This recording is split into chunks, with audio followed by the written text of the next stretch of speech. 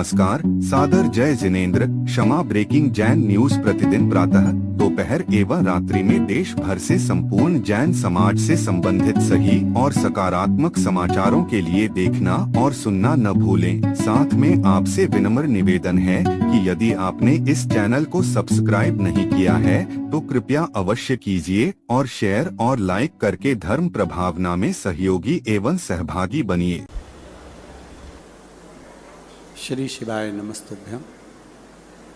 हर हर महादेव। पवित्र पावन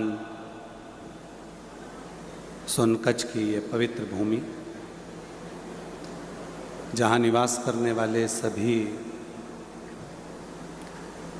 संतों के चरणों के प्रेमियों को बहुत बहुत नमन करता हूँ। पवित्र मुनि संघ को साष्टांग दंडवत करता हूँ। श्री सम्मेश शिखर जी के पवित्र भूमि पर विराजमान होकर 557 दिन तक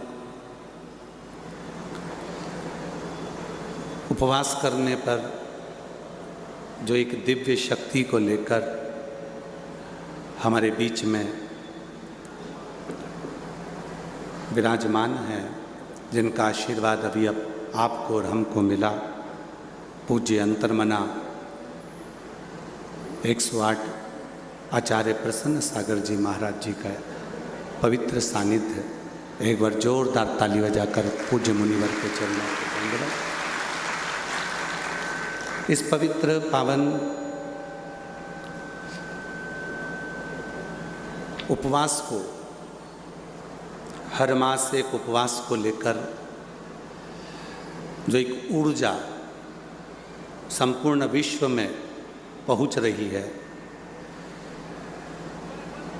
परम श्रद्धेय योग ऋषि स्वामी श्री रामदेव जी स्वामी जी, रामदेव जी महाराज जी, जब वो पहली बार पूज्य गुरुवर से मिले दिल्ली में, और आपके उपवास से योग ऋषि रामदेव बाबा ऐसे आनंदित हो गए कि स्वामी जी ने जो उपवास करा, मुनिवर ने जो उपवास करा, वो उपवास ऐसा उपवास रहा 557 दिन का कि जिस उपवास के बाद में मानव के जीवन की वाणी में कितनी सिद्धता हो जाती है, उसके व्यवहार में कितनी सिद्धता हो जाती है, उसके स्वरूप में कितनी सिद्धता हो जाती है। ये योग ऋषि बाबा रामदेव जी ने इस संकल्प को साथ में लिया कि जब 557 दिन का कोई मुनिवर इतना प्रबल व्रत उपवास धारण करते हैं, तो क्यों ना, जैसे हरिद्वार से चला हुआ योग प्रत्येक घर के द्वार तक पहुंच सकता है, तो क्यों ना एक मुनिवर के द्वारा किया गया 557 दिन का व्रत पूरे विश्व में घर घर तक क्यों नहीं पहुंच सकता। पूज्य मुनिवर श्री प्रसन्न सागर जी महाराज जी के प्रथम दर्शन हमको आज हो गए, और ना जाने हमने कौन सा पुण्य करा होगा जो इतने मुनि संघ के साथ में यहाँ पर बैठना हो।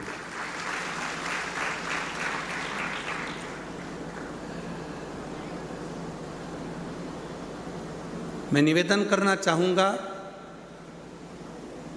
उपवास का अगर कोई पूरा मतलब कोई समझे तो भगवान शिव की शिव महापुराण से समझे। और क्या मिला उपवास से? जब माता पार्वती जी ने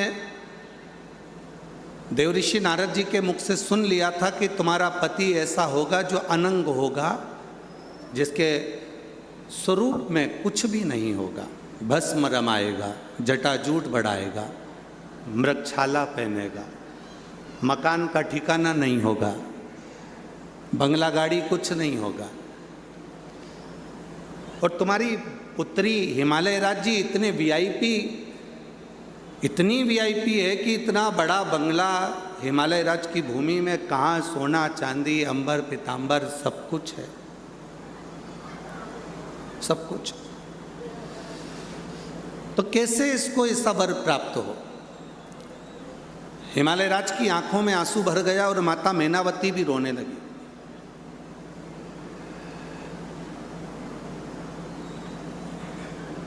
और माता मैनावती के हृदय में यह बात कचोट गई कि मेरी बेटी का होगा क्या। पर पार्वती मैया माता मैनावती के गोद में मुस्कुरा रही थी। जो संत होता है, जो साधु होता है, जो सन्यासी होता है, जो तपस्वी होता है, जो साधक होता है, जो उपासक होता है, जिसने अपनी जिंदगी में उस ईश्वर को प्राप्त कर लिया होता है, वो मुनिवर प्रसन्न सागर जी जैसा हमेशा प्रसन्न ही रहता। उसके जीवन की सबसे बड़ी अगर कोई चीज है तो वो प्रसन्नता ही है। उसको कुछ भी नहीं है, बस केवल प्रसन्नता, केवल प्रसन्न। वो चलता भी है तो वो अपनी प्रसन्नता में चलता है। कितने लोग उसके साथ में चल रहे हैं, कितने मंत्री उसके साथ में चल रहे हैं, कितने करोड़पति उसके साथ में चल रहे हैं, ये कोई साधक उपासक संत मुनि ये नहीं देखता कि मेरे साथ में कौन है। उसको तो अपनी प्रसन्नता में उस ईश्वर की खोज में और उस ईश्वर की प्राप्ति का सुख पाकर वो चलता ही जाता। अभी हमको बहुत आनंद आ रहा था, श्री उज्जवल पाटनी जी हेलो बोले, आपने ताली बजाई। हम मन में सोच रहे थे अब हम भी घर जाकर ऐसा ही करेंगे। कोई अगर हमको फ़ोन लगाएगा और कहे हेलो, हम भी मोबाइल पे ताली बजाए। वो पूछेगा ये क्या कर रहे हो, तो हम कहेंगे हम सोनकच्छ गए थे, वहाँ से शिव जी 3 ताली बजाते थे यही हेलो पर। पाटनी जी ने तो 1 बजवाई है। हमारे यहाँ पाटनी जी हम कहेंगे शिव मंदिर में 3 बार ताली बजाने का बड़ा महत्व है। कहते हैं कि कायिक, वाचिक और मानसिक ये 3 पाप 3 बार ताली बजाने से समाप्त हो जाते हैं। आज 1 ताली और जुड़ गई कि मन की प्रसन्नता प्रारंभ हो जाती है इसी ताली। तो पार्वती जी मुस्कुरा रही थी। जो संत साधु सन्यासी तपस्वी साधक उपासक जिसके हृदय में कुछ पाने की ललकता होती है वो प्रसन्न ही रहता है। उसके जीवन की प्रसन्न। और होते कई लोग जिनकी जिंदगी में प्रसन्नता होती ही नहीं है। जैसे एक पति अपनी पत्नी को घुमाने के लिए गार्डन में लेकर गया और गार्डन में लेकर गया, दोनों आराम से घूम रहे थे, सामने से कुत्ता आ गया। कुत्ता आया, पति घबराया, पत्नी घबराई, पत्नी थोड़ी सी पीछे हो गई, पति ने पत्नी का हाथ पकड़ लिया। कुत्ता और लपक कर आगे आया, पति ने पत्नी को और पीछे करा। पति को लगा ये कुत्ता मेरी पत्नी को काट खाएगा। पत्नी को कुत्ता काटे वो दिक्कत नहीं है, पर दिक्कत एक है कि अगर काट गया तो सुबह से बच्चों का टिफिन कौन बनाएगा। मैं ऑफिस जाऊंगा तो मेरा टिफिन कौन बनाएगा, बच्चों को नहलाएगा कौन। पति को लगा कि कुत्ता मुझे काट खाएगा चल जाएगा, पर पत्नी को नहीं काटने दूंगा। पत्नी का हाथ पीछे करा, कुत्ता और लपक के दौड़ा। जैसे ही दौड़ा, पति ने पत्नी को गोदी में उठा लिया। जैसे ही उठाया, कुत्ता भाग गया। कुत्ता भागा और कुत्ता जैसे ही भाग गया, पत्नी को जैसे ही नीचे उतारा तो पत्नी चिल्लाकर बोली, तुम्हें शर्म नहीं आती? ऐसा पति मैंने जिंदगी में पहली बार देखा जिसने कुत्ते को भगाने के लिए पत्नी को ही उठा लिया। लोग पत्थर उठाते हैं मारने के लिए, तुमने मुझे उठा लिया। पति ने माथा ठोका कि तुझे समझाना कठिन है, कठिन। इसीलिए अभी मुनिवर ने कहा था कि अपनी पत्नी को अगर थोड़ा सा भी तकलीफ हो तो अपना सिर दुखता है, और पड़ोसी की पत्नी को अगर तकलीफ हो तो दिल दुखता है। तो अभी मुनिवर कहे तो ये बड़ा आनंद था। सोचा माँ पार्वती जी मुस्कुरा रही थी तो हिमालय राज्य का ध्यान गया। मेरी जीजियों, जितने मेरी जीजियाँ बैठी हैं, जितने मेरे जीजा बैठे हैं, जरा सावधानी से सुनिएगा। उपवास क्या होता है? हमें उपवास पर पहुंचना है। हर मास एक उपवास। आवाज नहीं आई है, जरा दमदारी से बोलो। हर मास एक उपवास, वहां पहुंचना है उस पर। हिमालय राज जी बड़े प्रेम से देख रहे थे कि मेरी बेटी मुस्कुरा रही है। मैनावती का ध्यान नहीं गया क्योंकि बेटी का दर्द था उनके भीतर। नारद जी कहकर चले गए। जाने के बाद में माता पार्वती जी तुमरुका जी के पास में बाल्यावस्था में पहुंची। वहां से उन्होंने एक साधना पकड़ ली, उपवास की। उपवास का मतलब मालूम है आप लोगों को? बहुत सारा बताया गया। अभी पूज्य मुनिवर ने बताया, उससे पहले पूज्य मुनिवर ने बताया, फिर पाटनी जी ने बताया, माननीय सांसद जी ने बताया, सब ने बताया कि उपवास का मतलब क्या है कि अपन को कुछ छोड़ना। पर सही मायने में पार्वती जी से पूछा गया कि उपवास का मतलब क्या है, तो पार्वती जी ने कहा उस ईश्वर के दिल में वास करना ही उपवास है। उस ईश्वर के दिल में। तो उस ईश्वर तक पहुंचोगे कैसे? तो पार्वती जी ने भोजन करना छोड़ दिया। भोजन छोड़ा, कंदमूल छोड़े, फल छोड़ा, सब कुछ छोड़ा। धीरे धीरे पार्वती जी ने एक पत्र को खाना प्रारंभ करा। पार्वती जी का नाम अर्पणा हो गया। अर्पणा होने के बाद पार्वती जी ने नासिका के एक स्वर से श्वास लेना, दूसरे स्वर से छोड़ना प्रारंभ करा। पार्वती जी ने वो भी उपवास बंद कर कर केवल नासिका के एक ही छिद्र से श्वास लेना और उसी को धारण कर कर उसी से छोड़ना, ये प्रारंभ किया। धीरे धीरे धीरे धीरे उपवास इतना बढ़ गया, इतना बढ़ गया कि भगवान देव अधिदेव महादेव को उस उपवास का फल देने के लिए पार्वती को अपनी अर्धांगिनी बनाना पड़ा। और उस उपवास का फल ये मिला कि आज शिवजी के साथ पार्वती माता विराजमान हैं।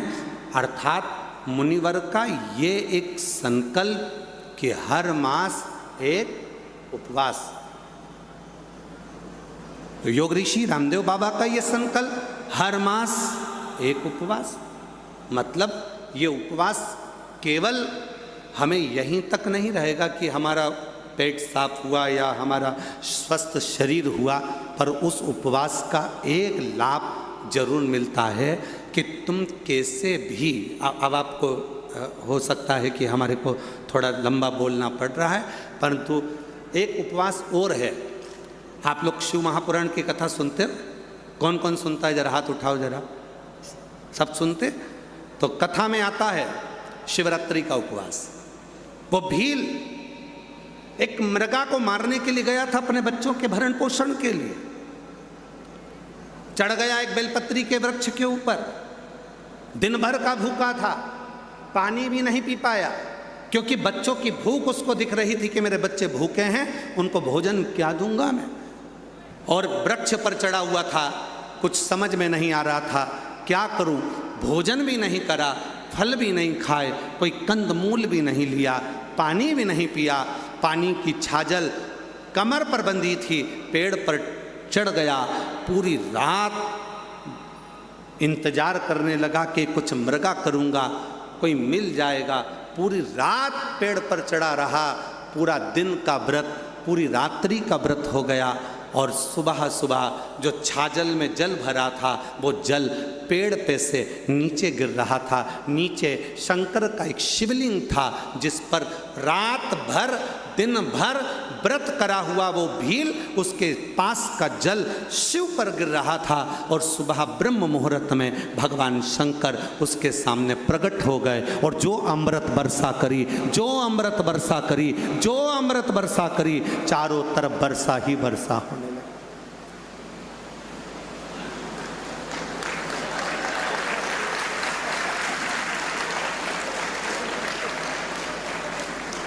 जो अमृत वर्षा करी मेरे शिव ने, और ऐसी अमृत वर्षा करी मेरे शंकर भगवान ने कहा, मेरे शिव बोले, मेरे त्रिकालदर्शी, मेरे कैलाशी, मेरे अविनाशी शंकर बोले कि हे भील तू रात्रि भर मेरा स्मरण करा। भील ने कहा ना ना प्रभु, मैं तो आपको जानता भी नहीं हूँ, जल कहाँ गिर रहा था मुझे नहीं मालूम, पर भोले बाबा तो भोले बाबा थे। उन्होंने कहा तूने रात भर मुझे जल चढ़ाया है, मेरे लिए भूखा रहा है। भील ने कहा मैं आपके लिए भूखा भी नहीं रहा, ना मैंने जल चढ़ाया।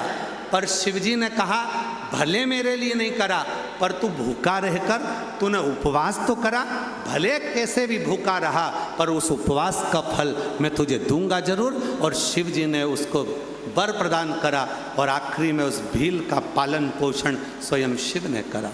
यह है शिव की बात। हर मास एक उपवास का लक्ष्य क्या है मुनिवर का? पूज्य मुनिवर ने यह लक्ष्य बनाया, हर मास एक उपवास।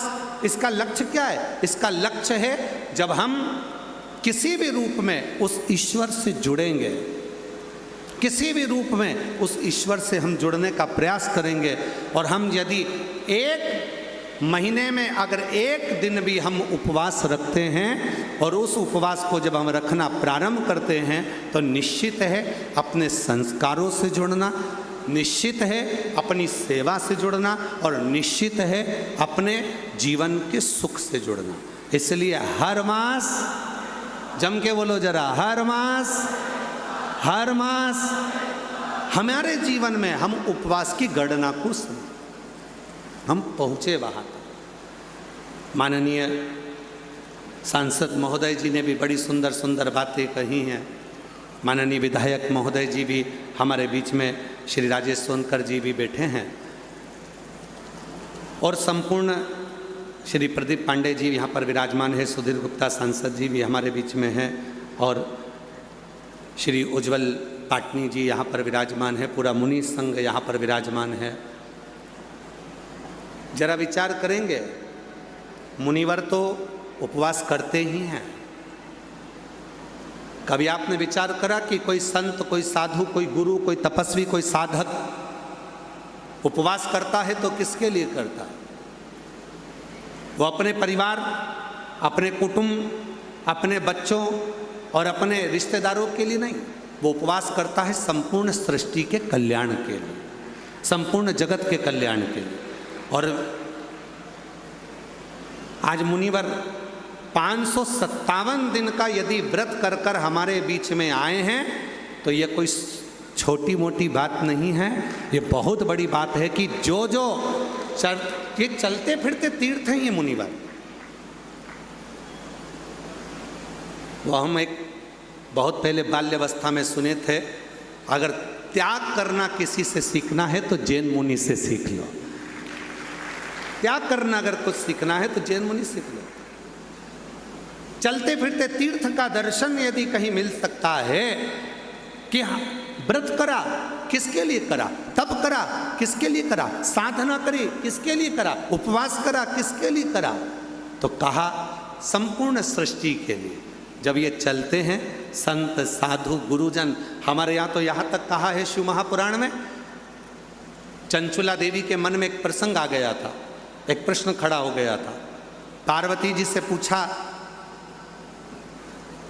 कि आप व्रत करती हो और व्रत कर कर सुबह से आपने उपवास करा, उस उपवास को करने के बाद आप जब चलती हो तो आपको कष्ट होता होगा। अभी मुनिवर के मुखाग्रविंद से सुना कि कुछ ना खाकर भी, एक समय कुछ पाकर भी 40 किलोमीटर तक पैदल चल लेते हैं। हर मास एक उपवास को व्यासपीठ तक भी लेकर जाना है, पूर्ण आनंद के साथ। जब भी शिव महापुराण की कथा को आप श्रवण करेंगे, उसमें एक लाइन आप ये भी श्रवण करेंगे और अपने जीवन को सार्थक बनाएंगे। और हम भी इस हर मास एक उपवास के इस संकल्प को लेकर जाते हैं, और बड़े आनंद के साथ आपसे भी निवेदन है कि इस संकल्प को धारण करें। अपनी अड़ोसन पड़ोसन पीछे वाली धड़ोसन, इन सबको भी इस संकल्प से जोड़िए और हर मास एक उपवास से जुड़िए। एक लोटा जल, जम के बोलो जरा, जम के, एक लोटा जल। वो एक लोटा जल तुमने चढ़ाया था ना सोनकज वालों, तो भगवान ने कहा कि आज 2 लोटा जल लौटा देता हूँ वापस। इसलिए शिव जी की कृपा हुई है। आप लोगों ने कुछ ना कुछ तो प्रयास करा होगा कि सियोर वाला बाबा पूज्य मुनिवर यहाँ पहुँचे सोनकच्छ में, और बाबा ने उस स्वागत में ही जल वृष्टि करी है। आप सबको साधुवाद के साथ में। उज्जवल जी आपको भी बहुत बहुत साधुवाद। बहुत सुंदर वाणी आपकी। लोगों को ऐसे ही आप मोटिवेट करते रहें और नवयुवक बच्चा बच्चियों को ऊर्जा देकर उनकी ज़िंदगी को जागरूकता की ओर आगे बढ़ाएं। मैं यही और एक चीज़ और कहना चाहूँगा, एक दायित्व आपको आज देना चाहूँगा मुनिवर के सम्मुख में। आज एक नई गलत रीति चल रही है। लड़का लड़कियों की शादी करने से पहले आज के माँ बाप 50 बार विचार कर रहे हैं। कहीं पुणे में लड़की लड़का घूमने जाते हैं और लड़के को धक्का मार देती है, कहीं बाथरूम के फर्श के नीचे उसको गाड़ देती है, कहीं मिक्सर में पीस देती है। तो निवेदन है आपके स्पीच में कहीं ना कहीं इन आने वाली पीढ़ियों को इस तरह से दूर करते हुए और फिर वापस जो पति पत्नी का प्रेम है उसको जागरूक करने का प्रयास करिएगा। पुनः पुनः आपको ये दायित्व देता हूँ छोटा सा। श्री शिवाय मुनिवर के पवित्र चरणों को और मुनि संघ को नमन करते हुए एस.के. तिजारावाला जी को साधुवाद देता हूँ, जोशी जी को, प्रमोद जोशी जी को साधुवाद देता हूँ, जिन्होंने आमंत्रित किया और मुनिवर का दर्शन कराया। और बहुत सुंदर, जब भी ऐसे दिव्य आयोजन हो मैं जरूर पहुंचूंगा मुनिवर के चरणों में दर्शन करने के लिए। हर हर महादेव। दोनों हाथ उठा के करतल ध्वनि करें। मैं बोल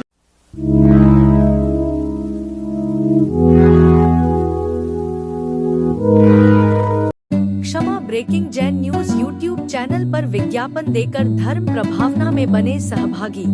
विज्ञापन देने हेतु संपर्क कीजिए मोबाइल नंबर 9026900740 एवं समाचार एवं वीडियो भेजने हेतु व्हाट्सएप नंबर 9335236222।